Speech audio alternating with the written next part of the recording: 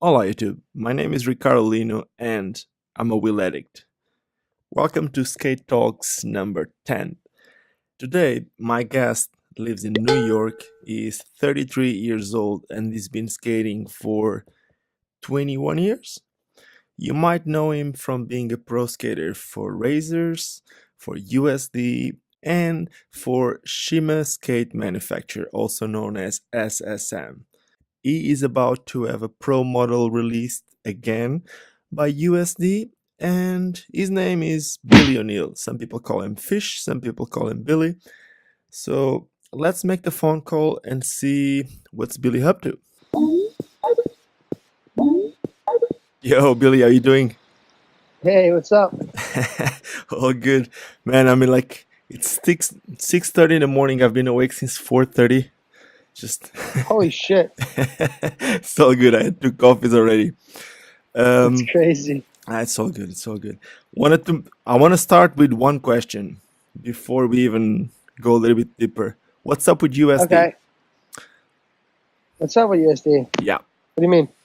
you're gonna have like a pro model coming, right? Yeah. How did the whole thing happen? Oh, Matthias, Matthias, actually, he reached out to me like a couple months ago, and he said that he was gonna do like a legend uh, line of skates, like for Richard and Carlos and Albert and me. And he was like, "Yo, we're just gonna redo your old boot and put it on the AEON. Are you down?" And I said, "Sure." I've never had anything against Matthias ever. Matthias and we always got along pretty well. So I said, "Sure." And then they sent me a model. I haven't gotten it yet. They just sent me a picture of the model, and I was like, "Yeah, it looks cool." So I'm just kind of hoping that whenever it's done, I get to try it out. That's all. Okay, so you haven't skated the AMs yet. No, I haven't skated them yet. I don't Okay, even. Yeah, I have no idea how they skate. are you skating flat right now, No, no. I skate regular. like anti-rocker? Yeah, regular. How you call it, regular? Yeah, it's regular. All good. Okay, so now going a little bit back, I just wanted to make that question because I know a lot of people had the same question, so at least we get some people into this. So, why do people call you Fish? Oh, why do people call me Fish? Yeah. It's an old. It's an old nickname from when I was like really, really young. Uh, I feel like, yeah. Okay. Okay. I told this story a few times, but I'll tell it again. No problem. When I was like really young, I used to hang out with Calvin Sales a lot, and Calvin and I and Khalil were hanging out at Calvin's house one day, and movie Half Baked was on, and they were calling the guy, like one of the main characters, they kept on calling him Fish, because he was new in jail, and they were calling him like Fresh Fish, and I think they were just saying that I kind of looked like him or had a similar haircut or something like that, and then they started calling me Fish, and then I started getting more popular in the New York City skating scene, and call me Fish and call me Fish, and everyone just like knew me from as Fish and didn't even know my real name because I used to hang out with Calvin all the time, and Calvin, named me that. So he was always calling me Fish, like whether I liked it or not. He was like, "Oh, Fish, Fish," and then that was it. Then everyone just called me Fish. That was it, man. So did you know that fish in Portuguese means cool? So they call you cool. Oh, really? Yes. Damn, that's So they've been sick. calling you the cool, the cool one That's forever. sick. No, Portuguese is a sick language. That's what's up, man. The guy who plays guitar in my band, his family's Portuguese. That's sick. From Portugal or Yeah, from the Portuguese islands? Because like the more I've been going to different places, the more I've yeah, seen like Portugal. There's like the mainland, and then we have two yeah, islands. We have Azores and Madeira. Like in South Africa, most of the people are from Madeira. But like from what I know, like in Canada and even in the States, most of the Portuguese people living there are from the other islands called yeah. Azores. So I don't know. I'm not sure. I got cousins that are Portuguese too. Their last name is Madeira, and I know there's like the Madeira Islands, right? Yeah, that's what I was saying. There's Yeah. a lot of people from So, Madeira Islands. I so know. maybe that. I don't know. I don't know shit. So, are you back in New York or? Yeah. No. I mean, I'm here now. I don't live here though. Okay. What? I live in California, Long Beach, but I'm in New York for just like the summer. Just I wanted to see family and doing a little working on a couple projects with some friends, and it just ended up being that like the best work was like around New York. So I'm just here for like a couple more weeks, and I'm going back home. Okay. And what are you doing for work right now? Well, I was working for this. I'm basically working doing messaging right now, like bike messaging, Mm-hmm. but for like pretty big company in the city. Okay. So yeah, so that company kind of just it pays pretty well, but I'm just doing that for now. I'm doing a little bit of this, a little bit of that. I try to stay busy, just all different kinds of work. Construction work when it comes up, and moving. I just try to keep busy, but it's honest. I don't have a set job right now. I had a set job for like 2 years at a place called Spliffin in California. Mm-hmm. And then I was just like, I don't like having a boss. It sucks really bad. And You need to start I your own just, thing then.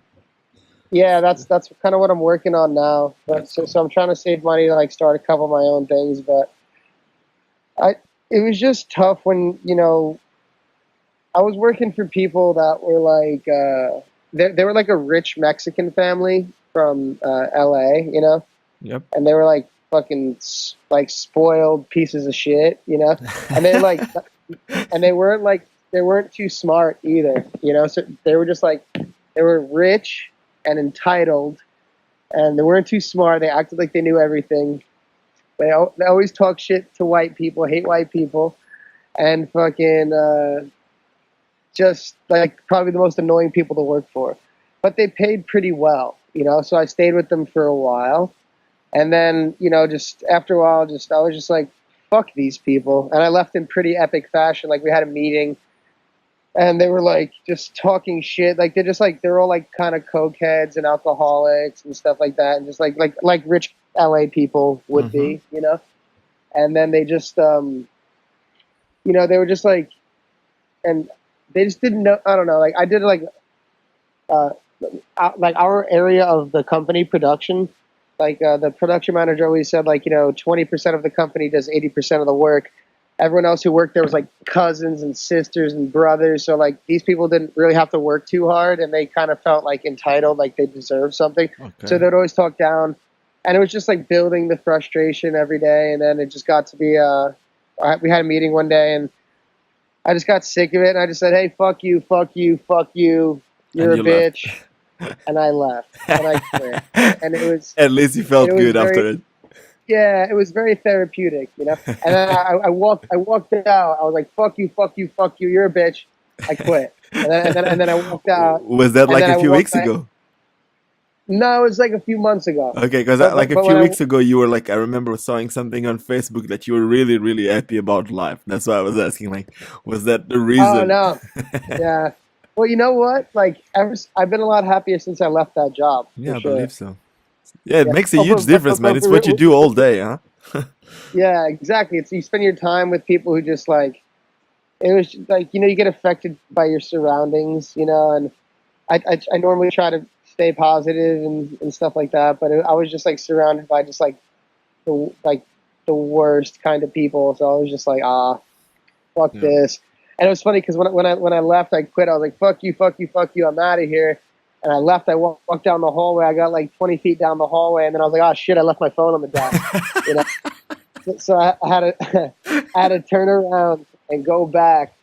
And I opened the door, and they all looked at me because I just fucked everyone off. And I just, had to kind of poke my chest out and be like, I left my phone.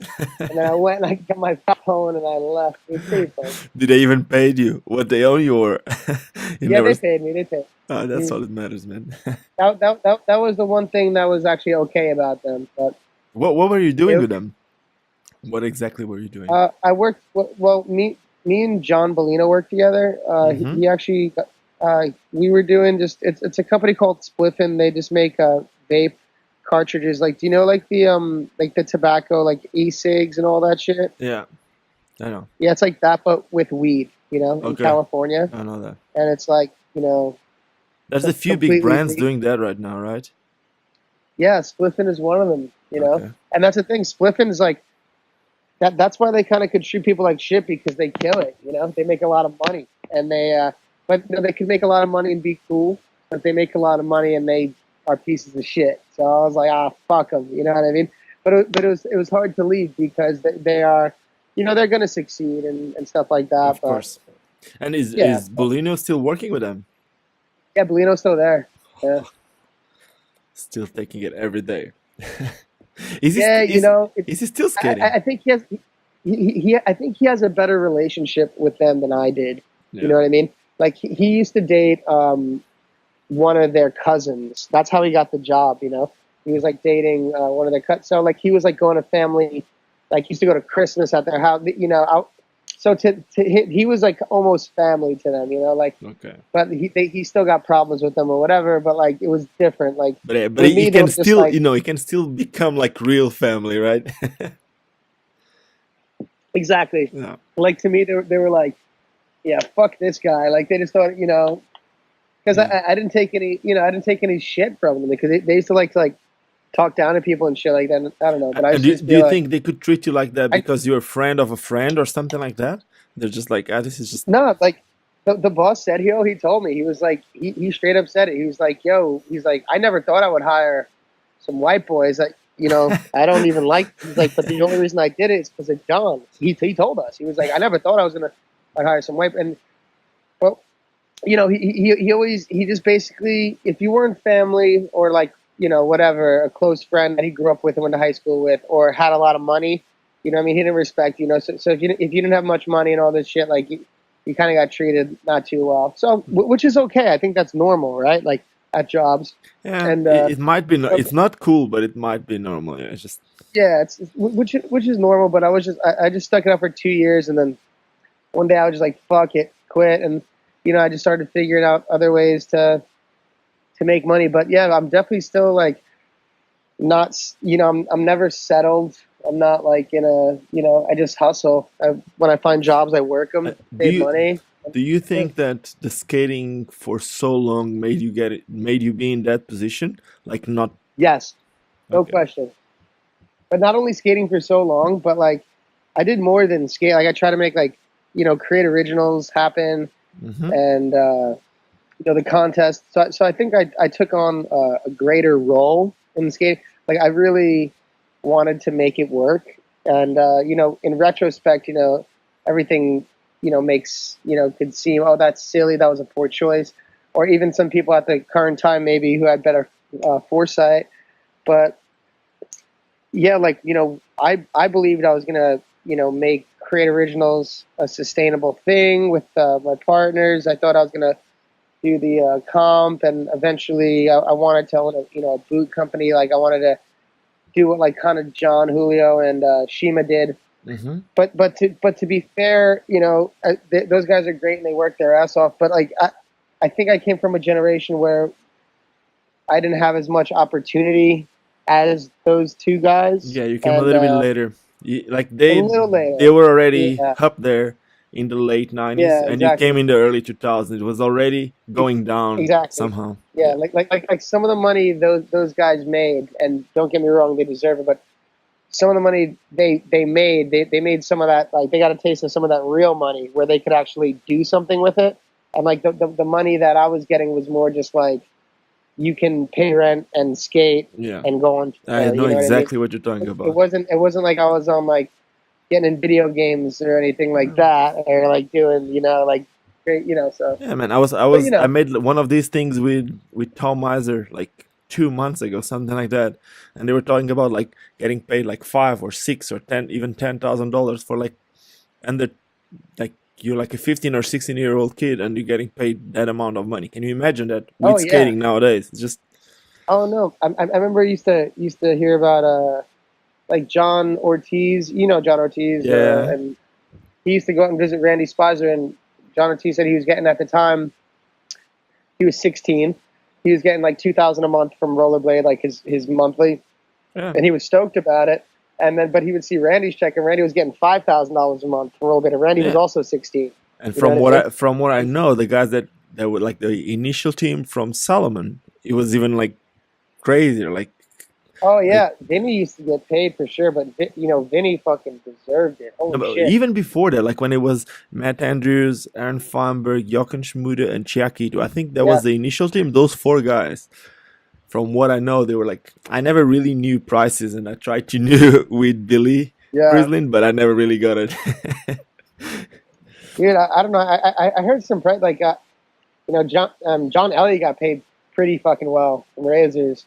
Yeah, A lot of those, even Murda, I remember like made a lot of money from his royalties from the Murder skate because it sold so yeah, much. and he was the first one having that The SL. first one of the No, mold. it Yeah, wasn't yeah, at the Genesis, right? yeah, Yeah, yeah. It was the first Genesis. It was the first Murda block ever, which was like revolutionary at the time because everyone was like starting to do like those cess slides and hurricanes and like fast yeah. slides were like just starting to be balanced and And even the those boot was different. I had that skate. I had the Murda skate, the right. Murda The one. boot, no, the boot was completely different, Yeah. and yeah, and then the frame was different. And what's your relation with Create Originals right now? Are you not connected to the brand anymore? Uh, Not really.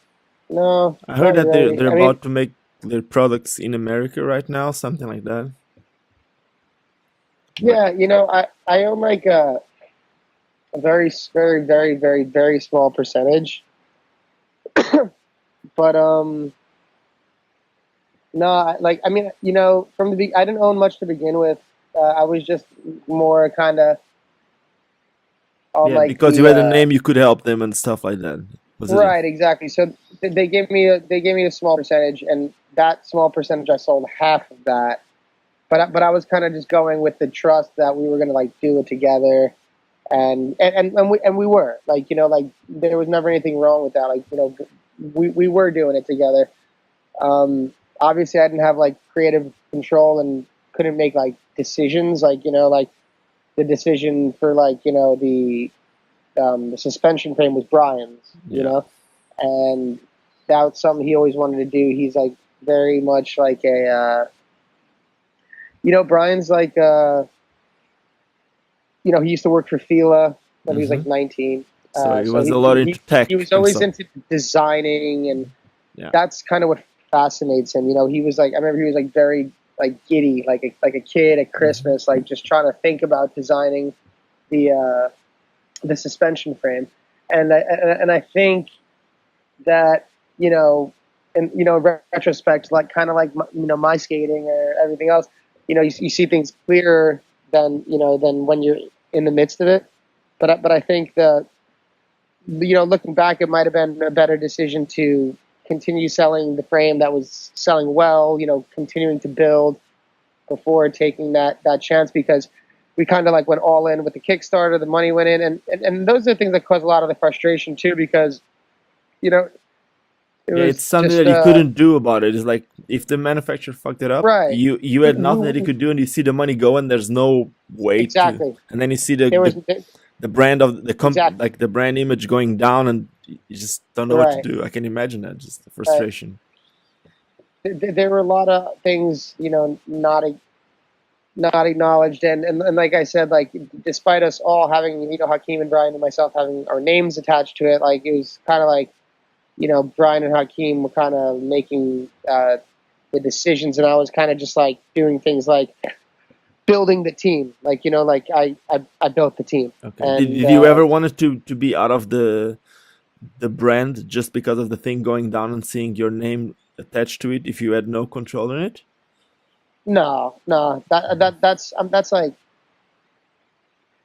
that's like kind of cowardly, isn't it? Yeah, Like I think so, but like what how, I'm saying, like, because you said that you had no control in it, but somehow you felt like your name was attached to it.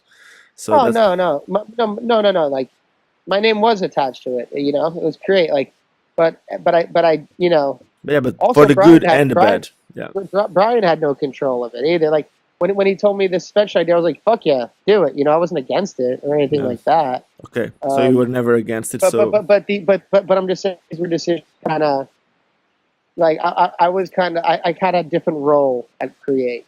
I wasn't the guy conceptualizing ideas. That was more Brian's role, and Hakeem was like doing that with Brian, and as well as like you know communicating with China and developing the website. And I was kind of more helping create the team and and promote it and that. So I guess everything kind of, if you look at like the work done, like I think the percentages are actually pretty fair. you had like a sick team, that's for sure. It still Yeah, is. no, we had to get It still well, is. Are you still skating the frames? yeah. Well, you know what? I think that's something that you know. I, yeah, that's the whole. That's how you make a bearing cool. Like I learned that from being on MindGame. Like because MindGame was wheels, and the wheels weren't great, and then shirts that were like white and gray, that was simple designs. Like Mm-hmm. MindGame wasn't. The products weren't great. What was great was the videos. That's why people liked MindGame, and so and that having that experience, I wanted to kind of try to recreate something with that elite higher level. So I think that's what I brought Yeah, to the they made creative. like a huge image around it, even if the product wasn't the Right, best. That's like kind of like what Red Bull does. right. Except the thing was with Create, we had a pretty cool frame, the first one. I mean, when we got the suspension frame back, I think we kind of just let's put all of our money on black, on roulette, like if you know what I mean, if like that kind of thing. Just we got it back. Its frames are a little bit taller, so they didn't really skate well for certain tricks, and we had to adjust that. And then there were a lot of warped frames, and it was just pretty much a nightmare. And I think in that time, in the midst of that, like I was, no longer getting paid because I took a risk. I left USD for. Well, I For kind of got fired from USD actually. Well, I don't know, how did but what happened there? what happened there is I was on USD for I don't know. I guess we're here to talk, right? Yeah, of course, man. All right, cool. Hold on, let me take a sip of this beer. I don't know. I was on USD for a while. It was great. Traveled a bunch. Got along with everyone.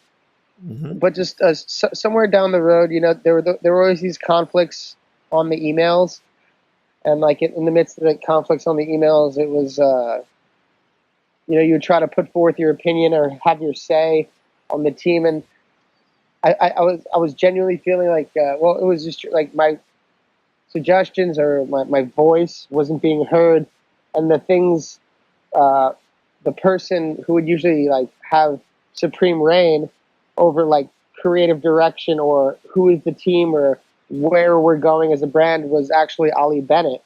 And I Hmm. think that's what, like, I liked Ali, like and I still do. I love Ali. He's like, he's a friend. But Hmm. I think that's where I had an issue, is that here we are, like people who've been skating to the point where we're at this level and we have our vision. And obviously if we have a following, then that vision is shared by others. And then we could grow off that and make the greatest thing, kind of like how the original USD team was. Like, I just wanted always to be on like the best things and have those like kind of ideas. And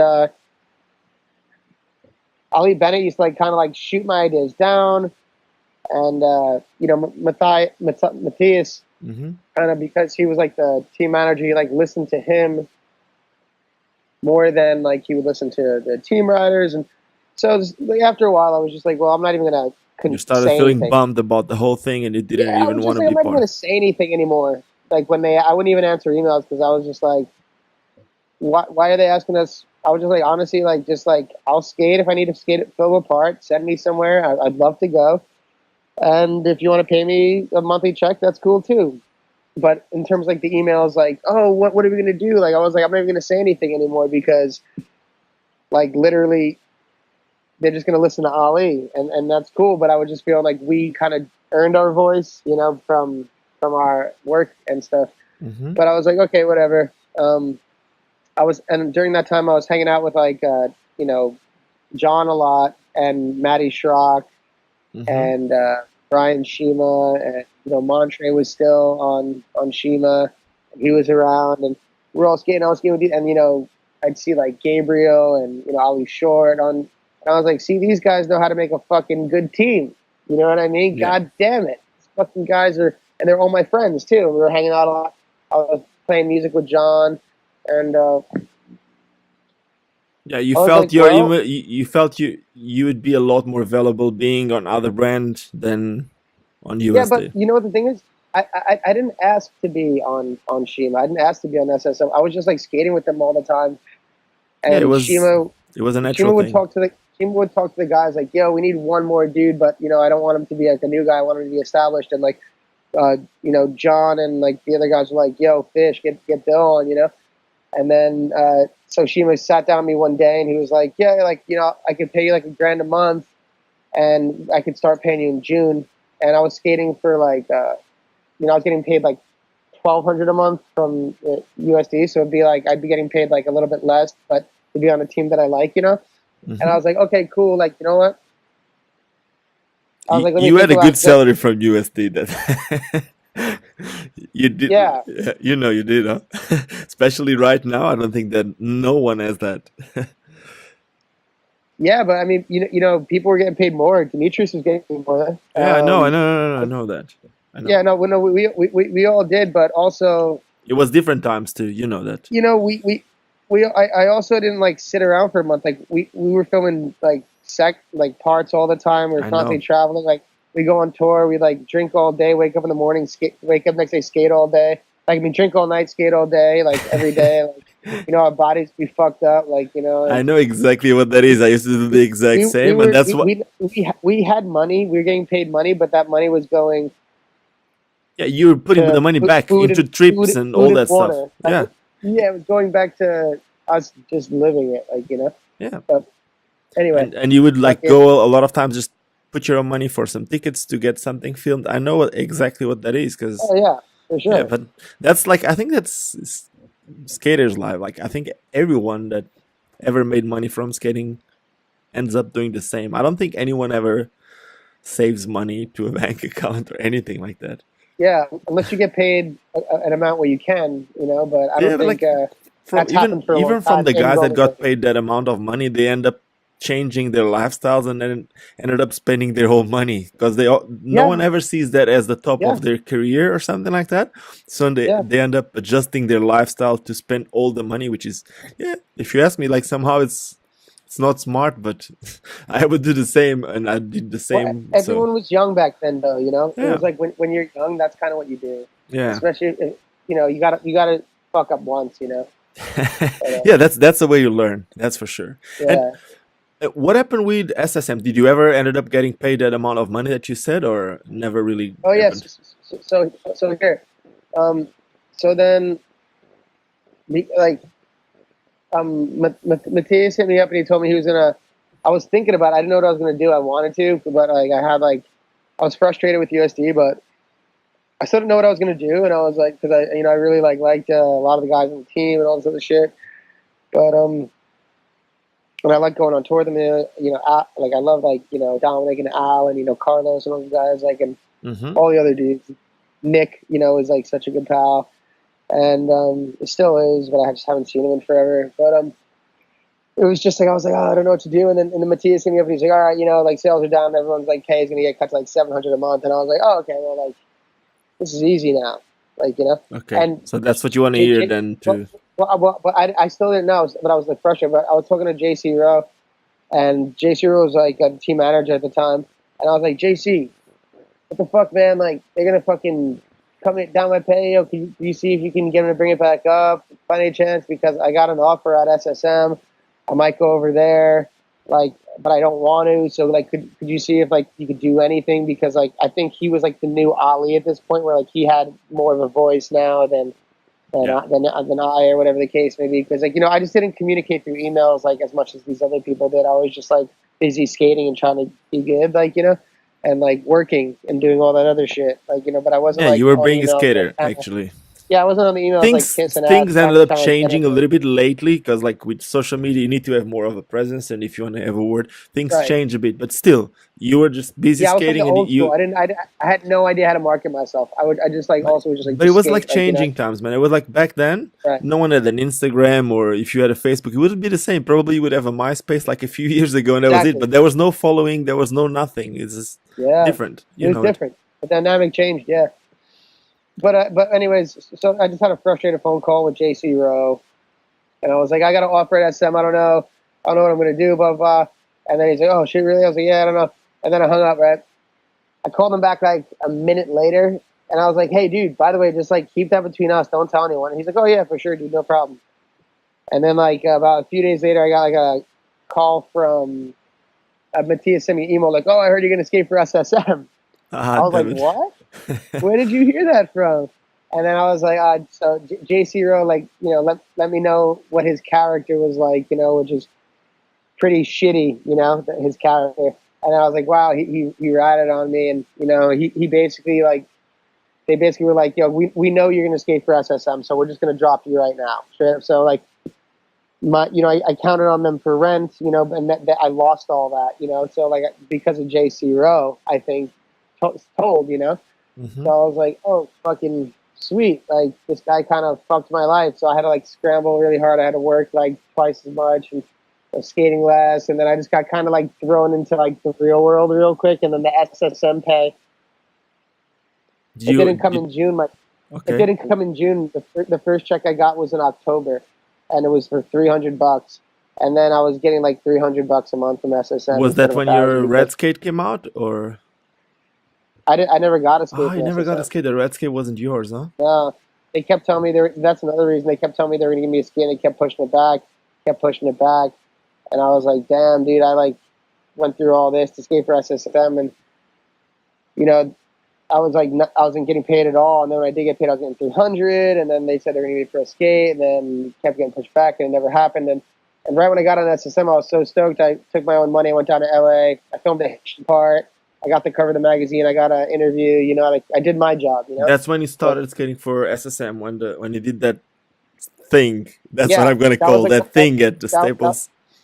That was like my first month or two on SSM. I got on SSM, and I think that was the most insane trick I've ever seen. It's for sure in the top 5 tricks I've ever seen on skates. Like, seriously. Well, I wanted to come out strong. I didn't want to be, I didn't want to be like, oh, I'm just on another company. Here's the same old shit. I wanted to, like, do something exciting. I was really excited to be on the team with, like, so many people who I thought were, like, the best. And I still think that, like, Mark and Gabriel and, like, all the Leon and just, like, all these fucking guys who were just amazing. And I was like, oh, I'm on such a good team. I got to represent. That's sick. I really like when that thing came out. I was just like, no way, because, like, I was energized. I was really energized. But like I said, like, I kind of got, like, let down. I kind of got let down there as well, for different ways. Like, USD they paid, and I traveled, but they just, like, I didn't have a voice. Now at SSM, I felt like, I had a voice, and we were like a brotherhood. With our team was very close. But Dafik and everyone too, and yeah, the numbers weren't being enough to support the whole team. We were all friends, like, and we were really close. But I just felt like Shima, he just didn't know really how to either manage money or maybe yeah. The thing is that said things that he wished he could do. And then he couldn't do them because, at the core of it, he's a skater, right? Like, yeah, and he's been a skater before the brand his whole life, huh? Business or going to school or doing any of that, So there were things that, again, left us frustrated. And, on top of it, I was getting older, so I'm, like, getting old. My body's getting hurt. I'm, like, skating, doing, like, maybe what some people would, define as like not the most intelligent skating, but I wanted to make it be exciting and do bigger tricks and Right. things like that, blah, blah, blah, blah, blah. And, I ended up continuously getting hurt. And like every time I went skating, I would get hurt like one out of every 2 times I went skating. And then there was like not even any money. And then I just had to fucking look and I was like, what am I doing? I can't do this anymore. And that's when you decided to stop skating, like, No, well, I because you decided even made to a statement, retire. right? You even made a statement saying that you were stopping skating professionally. Well, the reason why I wanted to retire is because I didn't want SSM to be able to use my name for free anymore, because they're pretty much using my name for free and like without paying me. And I was like, I don't want to let them use my name for free anymore, but I also don't want to throw SSM under the bus. And I don't see myself going to another company again. I've like skated for almost fucking I skated for Razors. I skated for you know what I mean. I skated I'm not going to go back so I'm just like, well, where am I at in this road? And I was like, well, where I'm at is I'm not going to go try to get another sponsor. I don't think this path, this path is kind of just felt like it's seen its last day. But at the same time, I didn't want SSM to be able to use my name any longer. So I was just like, yeah, I'm retired. No one used my name for selling shit, and then I'm just gonna skate for fun. That's cool. So and how did the whole thing, because that was the first question that I made you, but what made you change, or what made you accept now to get USD to pay you for something and to use your name? He just literally Matthias just hit me up and asked me. I saw his name in the email. I was excited. He's like, oh, hey man, how you doing? I was like, oh shit, Matthias.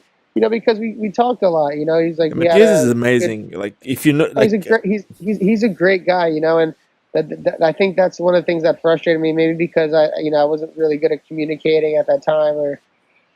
I think we both, you and me.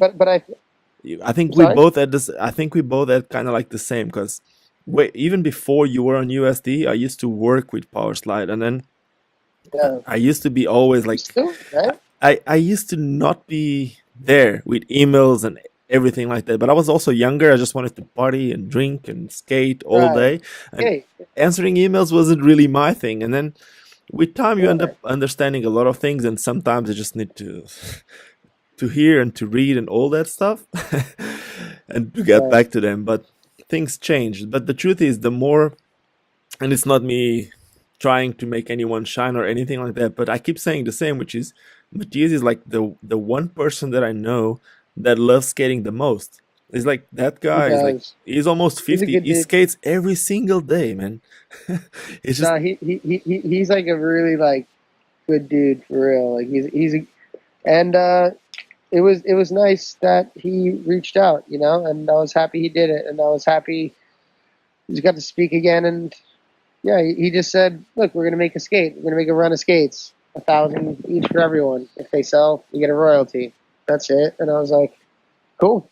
That's cool. He was straightforward to you. You know that if he tells you something. I sent him an email today. I'm sorry? You know that it was going straight forward to you. If there's money being made, you're going to be making money out of it. So right. Yeah, that's exactly. Cool. And he is cool. He is cool. He is a cool guy. There's never any issue with me. You were staying in. You said that you've been living in Long Beach.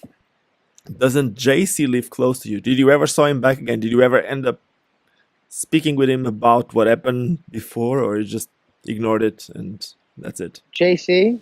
Yeah, Jc Rowe. Well, honestly, I was like, next time I see Jc, I'm going to kick his ass, is what I originally thought. The first thing, I was like, all right, when I see Jc, I'm going to beat him up. And and then also other people were telling him yo, when Billy sees you, he's gonna beat you up, because you pretty much fucked his life. You know what I mean? Because he did, because I asked him not to say anything, and I thought he was my friend, and then he said it and it didn't even benefit him at all. It did nothing to benefit him saying it, and then it pretty much made me not have my rent for a little bit, and I had to just whatever, hustle a little harder. It's not a big deal. I'm not bitching about anything, but he took money out of my pocket. So I was I first looked at it okay, when I see this guy, I'm going to beat him up. And the first fucking time I saw him after these months, was it was Brandon Negretti's funeral, you know? Ah, fuck. And so when he came in, I saw everyone. He came in, he's crying. You're not thinking like I'm gonna beat this guy up, you know. I actually gave him a hug, and because he came in crying, everyone's crying. It was very emotional, you know. I gave him a hug, walked away, and you know we had our sad day, and it was that whole thing was So obviously you're not thinking like that in that atmosphere. So whatever, time went by, and I was like, you know what, whatever, fuck it. You kind of thought that he was doing his job somehow, and yeah, no, I didn't think that. I thought he was being a bitch, but I just, as time went by, I was like, it's not important. Like, it's done, it's over. That time of my life is over, and fucking. That's it. I don't like him, but I'm not gonna say what's up, man. You're gonna. I just thought what he did was kind of like a little slimy. That's it. Whatever. Billy, last time I saw There's a lot of people that like, a lot of my friends are friends with him, and they like him, and they know I don't, and I don't care. And if I see him out, like we're gonna like Jeff's birthday or somewhere, like Cruz's birthday, he'll be there, and I'm like, hey, what's up? Like it's all good, but we're adults, but that's all. You're not gonna we're be like adults. all Like, fake and shit. Yeah, you just do your thing, and he does his own thing. Time goes by, like shit doesn't matter. Like it's all good. One question. Last time I saw you was in Berlin at the Summer Clash. You were skating some SEBA skates. I thought you were, seriously, when I first saw you skating the SEBA skates, I thought you were starting to skate for SEBA, and knowing that they were like investing a lot with CJ and all that, I really thought that you were getting back into skating, but that didn't happen. You kept going and all that. What happened with SEBA? Was it just like an offer to give you skates, or was it like a real deal for skating? Well, I really wanted to go to Summer Clash, but before that, I wanted to try SEBA. Okay, I wanted to try SEBA's, and I saw like a pair like on CJ, and I was like, hey, I think I left a comment on like one of like the Instagram photos. Was like, those fucking skates are really good or something. And then I think Anthony Cario was like, hey, yeah, we'll send. I could send you a pair if you want to try them. And I was like, oh fucking yeah, send them down. So he sent them down, and I really liked them. I was like, oh fuck yeah, these skates are sick. So I was skating and skating and skating, and then I saw Summer Clash was going on. I was like, hey, what's up? Do you guys think you guys will split a ticket with me if I go? Like, I'll compete on your skates and Summer Clash, and I'll also skate them at like the Roskilde. And they were like, oh yeah, we'll throw up like $600 or $700 for a ticket or something like that if you're down. And I was like, okay, cool. And I just paid the rest. It was like a $1,400 ticket.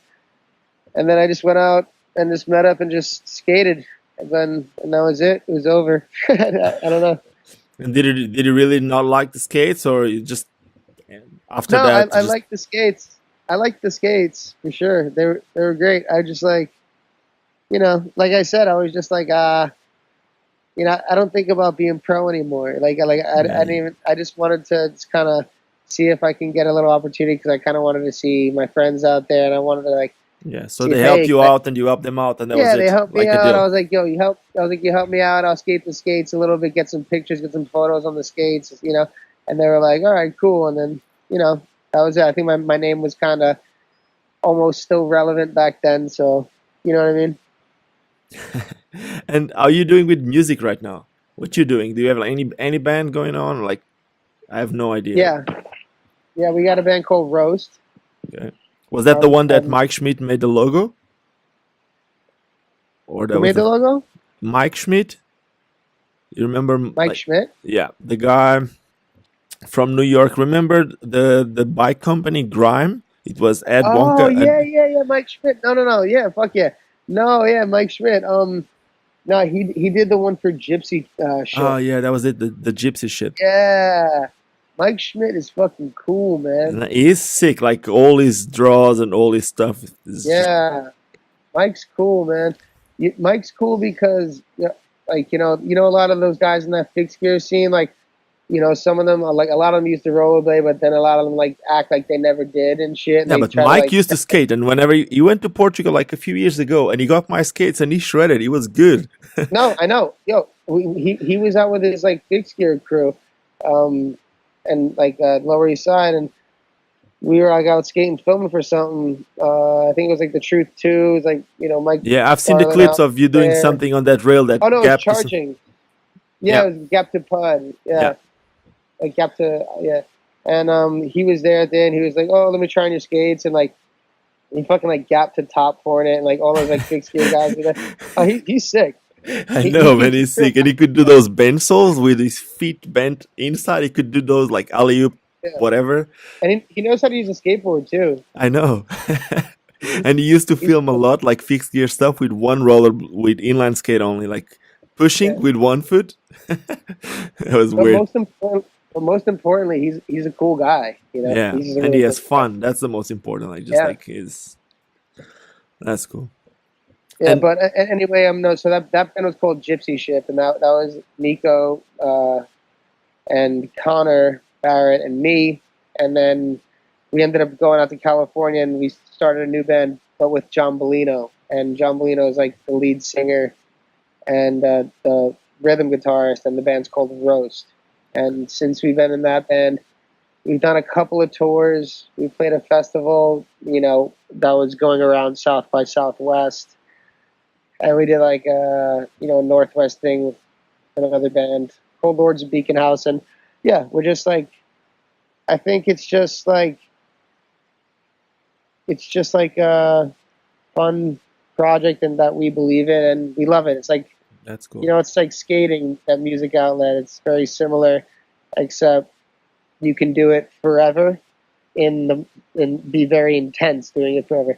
Now, blading, you can do it for a long time, but I think at some point you have to, you know, You need to adapt. lose that hardcore way of looking at Right. skating. Like we started this interview with saying you say that you skate regular, but the thing is like you see it regular something now. I'm not gonna say that you're wrong or you're right. It's not up to me to judge anything, but as an aggressive skater, if you want to call it, as a freestyle blader, I don't know how you call it, but the truth is what we used to see as a normal thing, like that skating into a ledge, grind the ledge or grind the rail or whatever, with time, you end up enjoying more just the skating again, just at least with me, like just rolling, you know? And Yeah. No, I dig that. yeah, it's just, I think it's something that with time you end up enjoying it and getting back to what made you start. Because I don't know about you, but at least with me, when I first started, what I wanted was just to roll. I wouldn't think about grinding because I Sure. didn't even knew about it. I started way too early. But since you Yeah. told me that you're 33, you started skating like 21 years ago, it means when you started was like 12, right? Probably you didn't Well, start. like You, grinding and stuff, you know what I mean? But like I had skates on my feet before that. But yeah, like 21 years aggressive. yeah, so that's the thing. Like, but like you said before, you started by just rolling. So when you first started, you just wanted to skate, not really to do tricks. I don't know about you, but Right. I think that's like something that makes kids want to start, and that's why I like these big wheels or whatever. Even it's like big wheels doesn't Right. need to be like huge Oh wheels. yeah, Like yeah. Oh yeah, yeah. No, when I say when I was like I skate regular, I know, I'm kind of just joking. I Like, you know know, what I man. mean? I Like, know it. I knew what you mean, but and I no, just man. Like, no. It's like I'm not against any kind of skating at all, dude. Like, I've skated the big wheels. They're sick. Like, there's some like I'm like I fucking wish I had them. I try to pair. There's a thing called Summer Streets that is going on in New York right now, and I know with you know, Abdul is there now, huh? yeah, Abdil is here. I still haven't seen him because I've been so busy. So is he. But I think I'm going to see him this weekend. But like John Ortiz and Ray run this event, and they have like these really fucking cool skates there. They're like these like little booty fucking perfect like huge wheel fucking skates. Yeah, And like you they're need like to ask they're Matt, like they're like man. $1,000 or something like But that. wait, And I wait, wait, wait. tried Let's them. go And I back. was Let's go back. Let's go back. You're gonna get the skates, right, from Matthias. like, oh, You're gonna get yeah, the AEONs. yeah. Why don't you ask Matthias for a pair of big wheel skates? He Well, you might I don't be, know. I don't because I don't ask for shit. man. Do I need to ask it for you? I can ask them for you, because like Sure, man. Ask I'm for me. pretty sure if You know what I want, dude? I want fucking one of those fucking grinding quad pairs of skates that you got. I've been wanting to try those is it, forever, dude. I'll get you a pair. We are Hook me up releasing with these those. If new. you want to hook me up with Let those me because tell. I We want to are fucking. releasing a new pair of skates called. The brand is called Kaya, and I've been working on it for like 2 years, man. It's like it's gonna have like a backslide plate, so basically you can do torques, backslides, all those types of tricks with the roller skate. So not just that, and then you have like toe stops, so you can do like blunts and all that type of stuff. I might be able to hook you up with one of those. I like the 50/50s. The 50/50s are sick. Yeah, you can do it. And these ones, they don't have the widest trucks, but we No, can put you I see you doing like 360 top soles. You're doing like the 360 50/50. fish brains and all that stuff. You can do all that shit. Yeah, I know. Yeah, it's fucked up. I'll hook you Crazy. up with something like that. I'll try to Hook make it it. up. And the big wheels. Yo, what's up? Just let me get a low price for like the whole setup and let me Nah, know what I man, gotta pay. like that. The whole thing comes from powerslide. The thing is, Well, shit, let me get the legend hookup then. Boom. the legend hookup. Yeah, That's the because they're coolest calling name. the Huh? no, they're calling this run of skates the legend. Yeah, I've seen it. Thing. I've seen it It since. it's basically a nice way of saying oh, like you know what I mean. No, it's It's kind of like not a so. way of saying thank you for all you did for the brand. I think that's the thing. Because No, I first I'm saw the not calling skates. I'm not calling myself a legend by any means. I just did rollerblading, like Yeah, you know what I mean. I was just saying they called the skates the legend release. So I was like, oh shit, man, let me get that legend hookup. it makes sense to me. So, have you seen that Razors is also making like those big wheel skates now? Have you No, I seen it? didn't see that. Yeah, they made like No. you were speaking about those. Where do you? I have a question for you. Where do you keep up on skate news? Because I don't even know where to look anymore. I haven't looked on roller news for like 5 years. Like because I hated it back then, so I don't even watch. But where do you go to like learn what like companies are doing? Because I don't even know where to look anymore. I think it's just mainly Instagrams and shit like that. Like Maybe BMAC does Instagram. some stuff. There's these English website. Wilson. We'll see. Yeah, Wilson. we'll see. Of course. Yeah, Wilson is Yeah. good. And then I don't know, man. Have you seen Big Wheel Blading, which is a new Oh project man, from Jan Welch? no, I Okay, haven't. so Jan, you remember Jan, of course.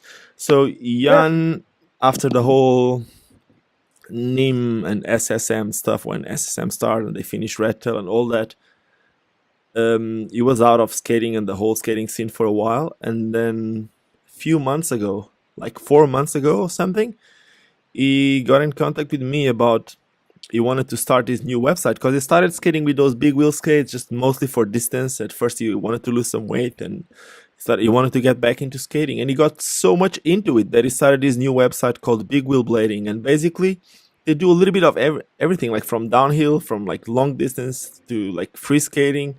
They even put some stuff like aggressive skating stuff, which is quite cool. They mix all the skating types, if you can call it.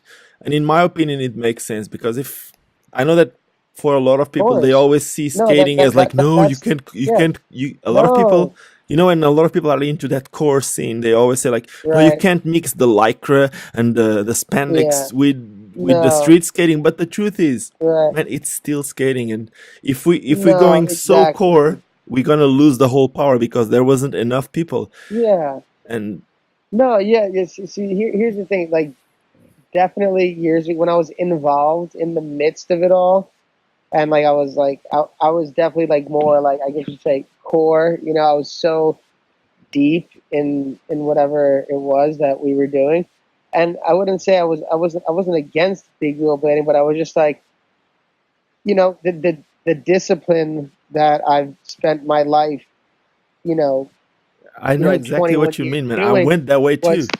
was this discipline, you know. So that's the discipline that I like.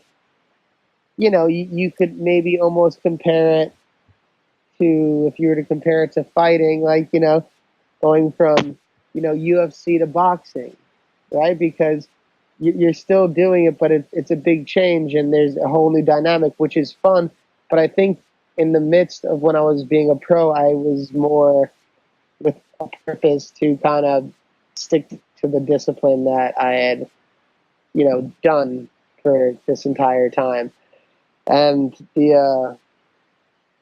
but I never was against anything, like I'm not against it. Like I respect anything that's cool, man. Like, and yeah, there's definitely like the core, but obviously you look at blading as a whole, and obviously like it's no secret that blading is not socially like the coolest thing out there. It's quite the opposite. Yeah, but the thing is, if you look at it, that's for an aggressive, for like more of a core blader to have a elitist mentality. It's a hindrance, and we want to like all kind of get along with all skating, right? Yeah, but you know what? The thing is, for me, it's just frustrating to see so many people saying that. I'm not saying that you're saying anything wrong, and I see it like every day. I end up thinking the same a lot of times, which is like, for a lot of people, like skating is not socially like the coolest thing. But if you look at it, man, I mean, like, it's a shoe with wheels. It's like, it's the most advanced technology you could get. It's just like, from one second to the other, you can be there. You have a shoe that has wheels, and if you know how to use it properly, you can just be there. That's it. But at the same time, I don't know, probably because there were some poor marketing choices, or there was like probably the wrong people in charge of it, the wrong people in front of it. I have no idea. For a few years, the whole image changed, or maybe the people in charge, or the people in charge of the other sports, like skateboarding as an example, were just, all they tried was to throw us down. I don't know exactly what happened, but I do know it just feels so weird. And at the same time, I really think that we need more people with like that fuck you attitude. It's just like, man, if you don't like it, I don't give a shit, because I'm gonna keep doing this because that's what I want to do. So we need more of that.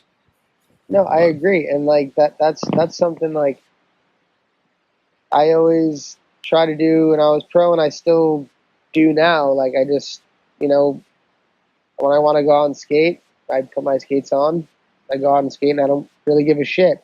Yeah, but that was your skating. Your skating at that attitude, that fuck you attitude. Like that last video that you made for SSM, when you landed that last trick, you were like, I don't give a shit. I'm not doing it again. It doesn't matter if you like it or not. That, for me, that was like the one. And the first clip, that Gap to Soul, they're like, the whole video part was like, that was attitude. And that's what skating needs more. Not just like in tricks. That's not what I'm saying. But like, it's just like the whole thing, it's just like the feeling that you get from it. You can have that from other types of skating, but it needs to be like passion and like dedication. And that's what that video was all about. I think above all, just like skaters need, belief, because that's where like, pushes you to want to skate hard. Like I was stoked, like I said at that time, to be on SSM. I felt like rejuvenated because I was like in my late 20s, and I got on a team with guys who were in their young 20s who were like the best in blading. And I was like, oh, fuck yeah. You know what I mean? And so there's like a purpose. And I wanted to represent it well, and I still do. Like, but also, I really like all different kinds of skating now. Like, my favorite skater now is like, dude, like Sean Kean is so sick. And yes, did you saw that video that just came out the other day, like yesterday or something? Yeah, and obviously, dude, Alex, I don't even know how he keeps getting better, but Alex Broskow is getting like, still, I see his like stories, and I'm like, dude, how is this guy still so like getting better? It's crazy. I don't know, but it's just like they're not doing like the gnarliest shit, and it's almost better. It makes them look cooler, like it makes them look smarter, like. They're just like doing it, but I think everything has its place, you know what I mean, and that adds to the culture of the thing, like, you know what I mean, like, sure, like I had a point there when I was just like, oh fuck it, like we're gonna do these fucking tricks and skate to fucking heavy shit and just like fuck it type shit, tough guy shit, and it's cool, like whatever if people think it is, but then like it becomes dated, and then it just becomes a moment in time that was a part of like the ladder. or just a part of just like the contribution of the era, like however big or small. And then like, but you see like people now, I just like someone like I saw Alex skate like a fucking 2-inch curb the other day, and it looked like the best shit I ever saw. I was like, holy shit! Like he just like the It makes it the look way good. people. So good, dude. Sean Kean's like new part of his thing in Seattle. It was like 10 tricks, and it was just like so fucking amazing. I watched it like 8 times. I was like, oh my fuck, this guy is so good. I left a comment on the rollerblade page. I was like, dude, if you guys give a shit about fucking this thing, just pay that fucking guy. Pay him. Make sure he's taken care of because he's fucking sick. Yeah, you think he's not getting paid? I think he does, huh? I don't know, but I just want to make sure that Yeah, that they treat him well because he deserves it. Yeah, good. man, I remember That's good. I first saw Sean like in 2003. He was like the smallest kid. Like he was like so small, like in Norkel, and there was this ledge that I don't know if you've seen. I think Robert Guerrero did like a off-cab fishman or something like that. It was in, what's the name of that thing? A little bit underneath San Francisco, San Jose, and it was like a really like a tiny ledge, kind of like a square rail, like a 18 or 19 stairs, and Sean was doing alley-oop topside soyal on that thing, and it was like steep ledge, and it was like so small. I don't even know. He was like 14, 15. And he was just so good back then, and he never really stopped it. So, seeing a video that I saw yesterday, that true spin wall ride to forward wall ride to fakie, I don't even know what. I had to see it like 10 times to understand what that was. That fucking trick was like trick of the year. I know it, dude. It's like that trick is fucking trick of the year. I was like, oh, like that shit. Wow. How fast can you move your feet, like, huh? It's like. If you're just like going like looking for spots, like that's a thing you walk past and never turn your and say I'll skate this. It was like a loading dock in a fucking wall. Like, you know what I mean? It's like you skate when you're like skating for like just trying to like learn 360s like your first year or two. You know, it's something you don't skate. And then he just did like the coolest fucking thing you could do on it. I was just like, wow, this guy. And what's your opinion of Eugen Enin skating? Of who? Eugen, maybe you call it Eugen. Okay, I didn't know how to say it. So yeah, it's Eugen. That's how Eugen and but a lot of people say Eugen. So it's insanely good. It's like fucking mind-bogglingly good. I don't know. It's fucking crazy. They're like fucking ninja. But that's like I was asking you about it because like you come from a crew like that, be unique crew, whatever you call it. Right. Just like that was the type of skating that somehow you guys were known for, all those switch ups and all that. But he kind of like took it to the next level. That's why I was asking. He surpassed everyone. It's crazy. He did. I just remember seeing like a true spin front torque to back torque to front torque. Yes, that was the intro, like welcome to USD Pro videos. None of those tricks make sense. but he definitely he's just fucking amazing. He's like really, really good, you know. One last question. Not one last, probably we're gonna keep going, but what happened with razors? No, nothing really. They were just like they said after my ego part, if I filmed a good part, they'd make me pro. And then I filmed a part. Were you never pro? And no, I was never pro. Really? And then I filmed a part, and then they were like, they turn people pro in January, and then like they don't think about it again until like the next January. And then like after like I filmed the part, and I had like this least amount of time. I filmed my part in like 1 month.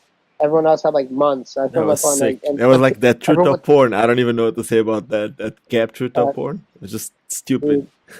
but I had like a small amount of time. I filmed my part because I was like, oh, if I do a good one, I'll go pro.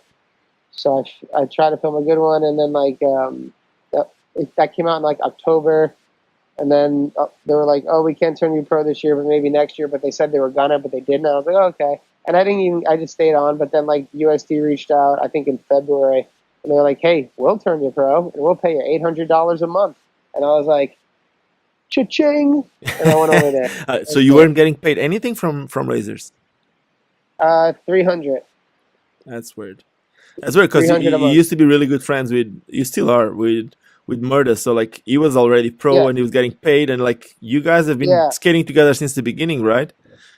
yeah. But that's the thing. Like there was like they had like such a good team. Like they had like Shima and there was like Aragon and fucking Dre and Mike, and they were all getting paid pretty nice. I think it was like maybe like 1,000 or 1,500 or something like that, which is pretty. We were like 17 or 18. We were young, Yeah. or like early like 20, maybe 21. I don't know, but like right around there.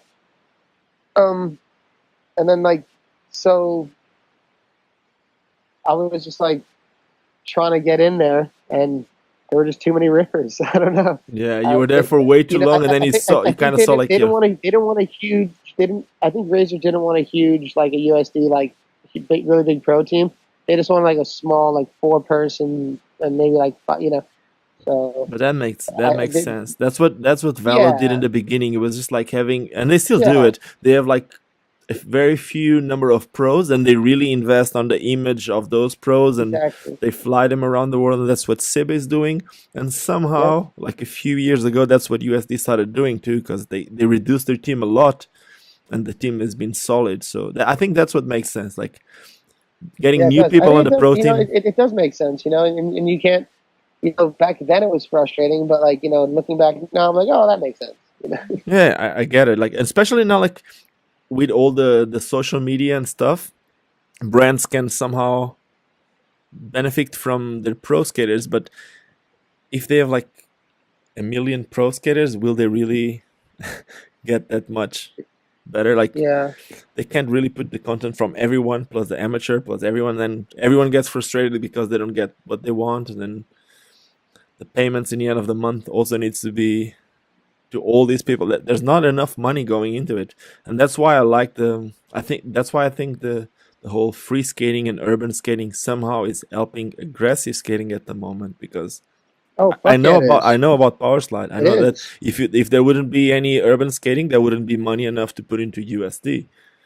But I think that's been the story for a long time now. Because yeah, we and with learned razors, if with there you wouldn't saying be that a any while ago. scooters, a lot of people complain about scooters, but if there wouldn't be scooters, I don't know if razors would be out there still making skates the way they are and Yeah, sending skates to everywhere in the world. So, and probably yeah. that's Hey, what was missing with scooters are. SSM. It was too core. There was no other Yeah, backup. There was no freeze. Yeah, sorry. but that's the thing. Like, it was really core, but I think if you want like an industry to grow, there needs to be the those elements of diversity that the skater, the consumer, whoever is looking to be, that they can attach to. It's like not to compare everything to skateboarding, but they have this like a similar business model. Like you look at like whatever, like they got like Jaws or whatever. He's like one type of guy, but then there's Antoine Dixon, who's just like this like completely like Yeah, different. crazy thugged out dude Hmm. and everything like that. And then there's all these like different.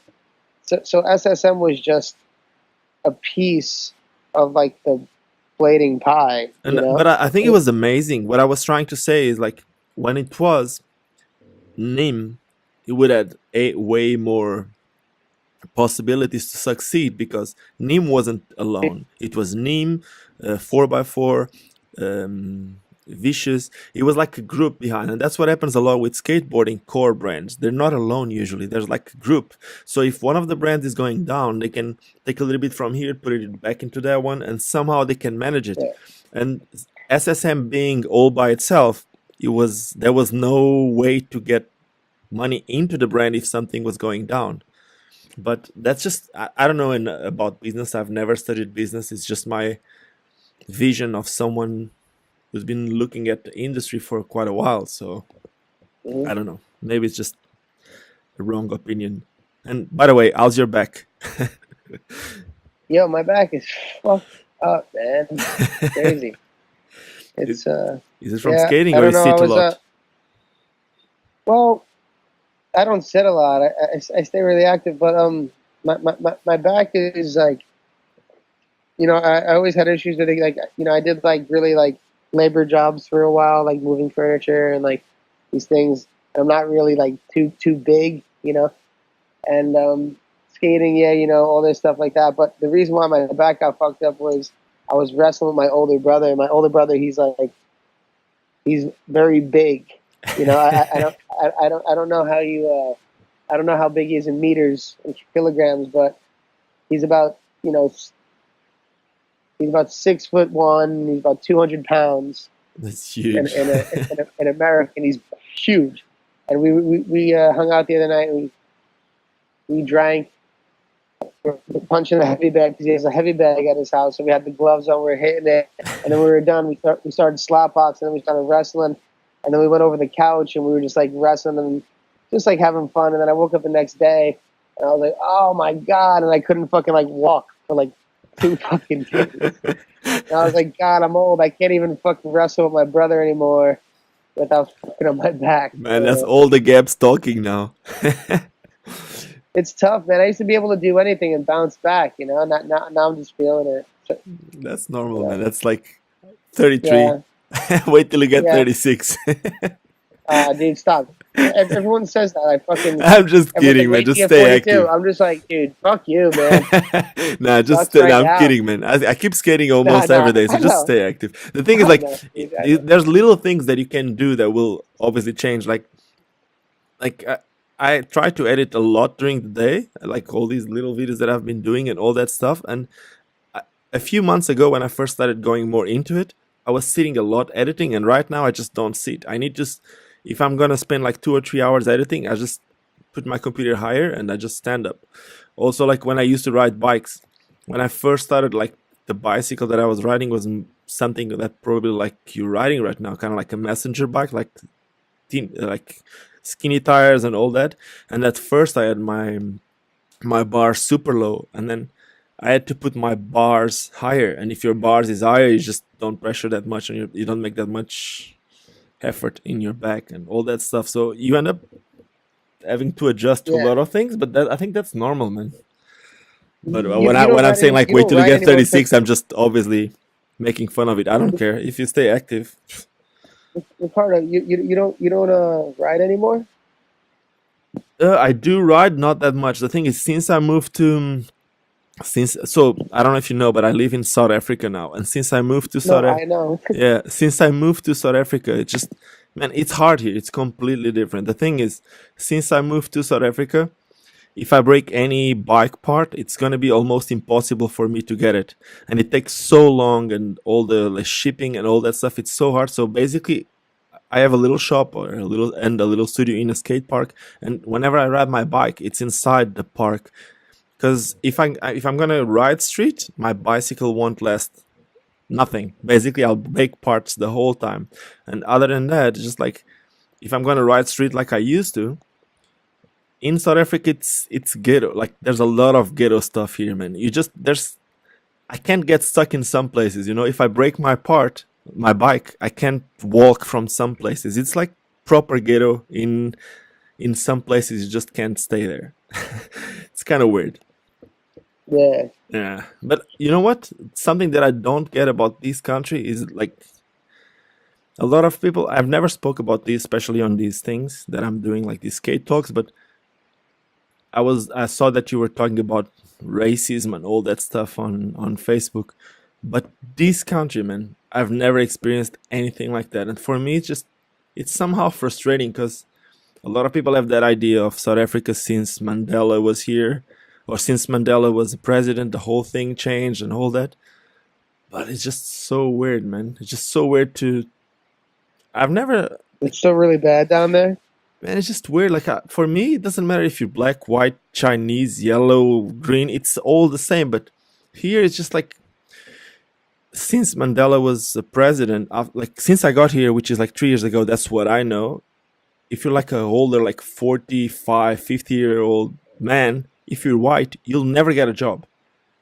It's just stuff like that. Yeah. It's just, unless you're like, you have someone as a friend. I don't have a problem like that. I don't think I will ever get into that position because I somehow always sort myself out. But it's just Yeah. weird. It's just, I don't know, it's scary somehow. But I saw that you were writing about something that is happening in New York soon. What's happening in New York? Well, no, because I don't know if you know, but I saw that video in Charlottesville or whatever that right. was. Okay. So, but then after that, the president of our country, Donald Trump, he pretty much, he said, he basically didn't call out the Nazi, whatever. And then yesterday, he basically said that he basically stuck up for almost their cause. Like, he didn't condemn them, you know? And it led them to feel validated in Yeah, what they they're can doing. keep So doing now whatever they're they do, doing, nothing will happen. yeah, Something now like they're that. doing bigger ones, and like it's really like almost Hitlerish. You should watch what he said yesterday. It's fucking crazy. And yeah, Aren't so you I don't know. scared to be in America right now?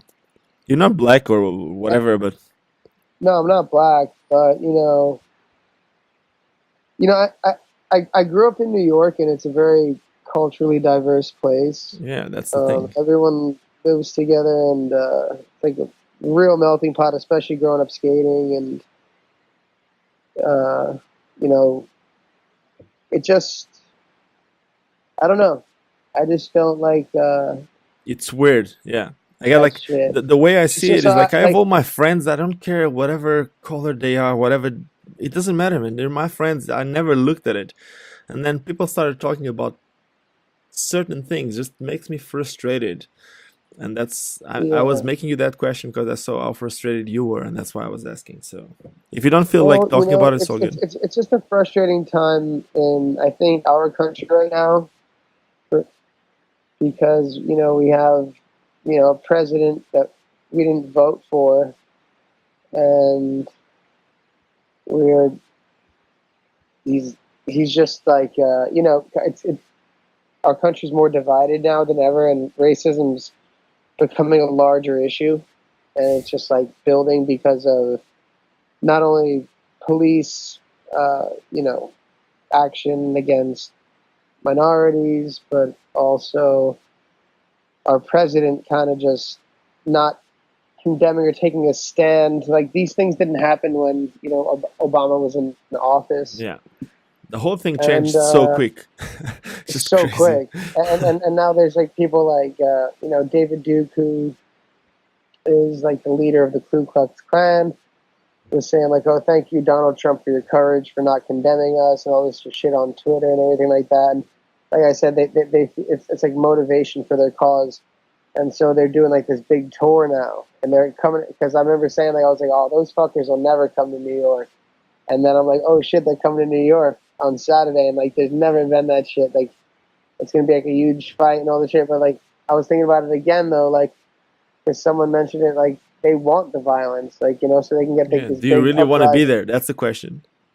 Well, I got work. I got work out that day. Number one, I got a bike messenger. You know what I'm saying? I got to work. Yeah, you So gotta make your fucking, money, huh?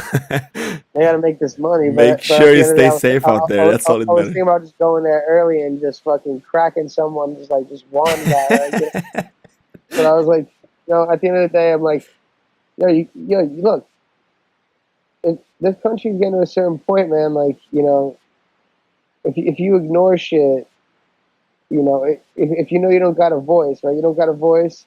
There's nothing you say, and then shit's going in one direction. I mean, if you just like act like nothing's happening, then you're not. It's pretty bad too. Like, it's like, Yeah, you don't want to be a coward and just you got to take a stand at some point. Like, like, I just think about like my friends. Like, there's people like who I love, like, that are that all different. I don't even want to start naming, but everything. Like, black guys, Jewish guys. Like, you know what I mean? And like, you gotta come to New York and wave like Nazi flags around and shit. No, like, yeah. then that's not okay. And it's a message of hate. So, yeah, my initial reaction, I took down that post, but because I'm very emotional. I'm very impulsive. I'm just like that, man. I know My girl, exactly I'm what very that is. passionate. My girlfriend knows me to be that way, and that's how I've always been. So at first I was like so mad. I was just like, oh fuck this. And at the end of the day, I stand for my shit no matter what. But I was just like, let me take this down. This is negative. This is gonna come off stupid, and I'm not gonna understand it. But so I take down like half the posts I put up on Facebook anyway because I get like a lot of information. I'm emotional. I'm impulsive. Man, I have my parents calling me sometimes from Portugal. Like, do you really want to say that? It's just Yeah, weird. no, same. I'm very, I, I say what I feel instantly, Yeah. and I always follow my heart and shit. But then sometimes I'm like, maybe I look like an asshole here. Let me not put No, that out. man. Let me take that down. Yeah. So I don't know. It's not about looking like an asshole. It's more like the problem is all those things, whatever we do, especially Facebooks and all that stuff, it stays forever. So you never know Yeah. what's going to happen in your future. But because you never know what's going to happen in your future, if you would leave America, where would you see yourself living? Would you move anywhere else in the world? Oh, yes. Like this, like about No, you have to if I choose had one right now. Where would you move to? one place. Oh man, you know what? Like I love Spain, but I really do. But I've never been to Australia. I think I would love it there. But I would say for the places I've been to, I'd probably say Spain, Okay. or maybe even like Ireland or some shit like that. Just like because that's kind of cool. Would you take the But like, rain from Ireland? yeah, man, like that's what I'm saying. Like I'm at a different point, and I'm not like skating as much. Where you know what I mean? I don't mind, but like Yeah. but I'm skating still. But like you know what I mean? Like I really used to hate the rain. I'm like, oh fuck, I can't skate. But like now I'm skating like once or twice a week. So like if it rains like a few days, it's okay. But All good. yeah. And what But about the or like Spanish hospitals? the what? The Spanish hospitals. Spanish hospitals? Hey, I think if you have insurance, I think they're pretty good. What happened there when you had that accident in Barcelona? Do you had an insurance or? No, I didn't have insurance. I haven't had insurance since I'm very young. And did you got like a huge bill from that, or what happened after? Uh, I kind of like, I went to I went to the emergency room. I got out, and then they were like, "Hey, what are you gonna do about the bill?" And I was like, "I don't know. Send me the bill." And then I flew home. And you've been back to Europe, nothing happened. So, but Yeah, man. I never got the bill. I don't know. do you think I like told them to send it. I remember like back then you said like a long time at home and all that. Do you think that somehow changed something in your life?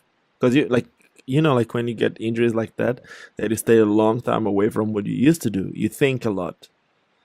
Did that ever happen to you, or is just like you just kept focused on what you wanted to do after, and you didn't even thought about changing things or whatever?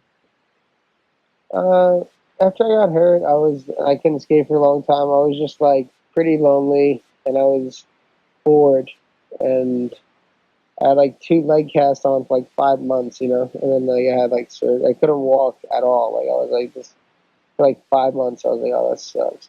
Yeah, for people Sitting that on a don't couch.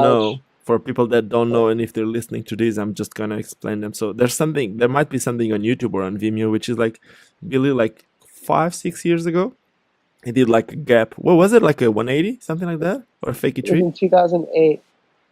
Was it like doing a 180 or 2008. a fakey tree It was a 180. yeah? He did A like a 180. 180 on a double set, and then he went to the road, and there was this car that just rolled over him. So did you broke one foot or both feet or? Um, Both my ankles, and well, they didn't break, but I tore the ligaments, and I tore like the sheath to the ligament over my right ball of my ankle, which is like what holds like your bone in, and So I had like really bad ankle problems for a long time, but the bones didn't break. It was just all ligament problems. Okay. Do you still feel it? Do you still have pain when it gets Yeah, cold and well, stuff? I got pins in my ankle. Like, you know, they had to like Yeah. put like some pins in like the ball on the right side. You know, so they're still there. Do they still? Does it swallow a lot when you walk? I also have pins, and I have like a plate on my right foot. Was also skating, and like right now it doesn't happen anymore. But like it was like 2003. But for the first 5-6 years, every time I would just walk for way too long, my feet would start swollen. Like it was just bad. Yeah, the first few years were the toughest for sure. And if I ever go like a long tour without like using it, and I have a really tough day, well, but at this point, if I stay active, it's cool. Oh, good. Okay, Billy. Oh, the perro. I think my dog is just telling me to stop this. I need to go back to work. It's 8 a.m. here. It might be late there too, huh? Yeah, it's pretty late. And I hope, I don't know, do you think anyone's going to listen to this? Of course they will. You'll see. You'll be surprised. Man, this thing has been like growing. Like I started this YouTube channel as something like really basic. Just I wanted to make content. I wanted to make my own thing. Yeah. And it's been growing. Like seriously, like if we think about it. This is like... I wasn't trying to insult you there. I'm sorry, dude. No.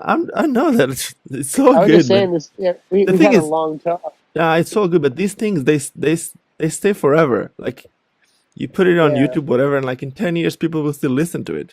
And even for you, like when you're like in 10 years from now, you're going to be able to listen to your thoughts in 2017. So yeah, that's a cool thing.